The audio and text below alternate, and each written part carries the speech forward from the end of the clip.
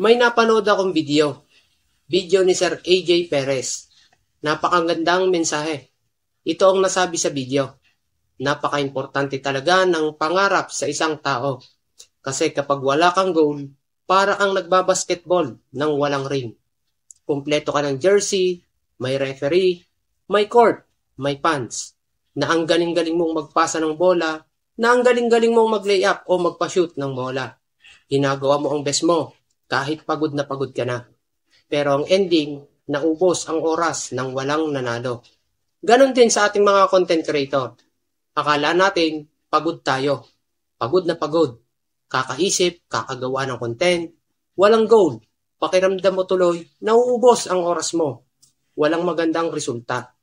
Pero kung meron tayong goal, mauobserbahan natin kung merong magandang nangyayari o wala.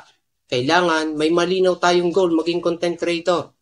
Kapag malinaw kung ano ang goal mo, matuturuan natin ang ating sarili kung saan talaga tayo makakarating.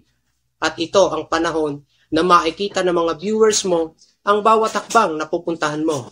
At kapag nakita nila na may progreso, ito ang dahilan kung kaya nagkakaroon tayo ng followers.